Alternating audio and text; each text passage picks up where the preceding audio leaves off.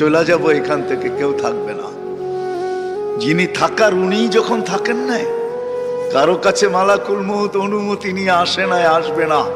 শুধু একজন মুহাম্মদুর রাসূলুল্লাহ সাল্লাল্লাহু আলাইহি ওয়াসাল্লামের কাছে মালাকুল মউত যখন আসছেন, তো আল্লাহ বলছে বন্ধুর কাছে অনুমতি নিয়ে ঢুকবে, অনুমতি দিলে ঢুকবে, নাইলে ফিরে আসবে।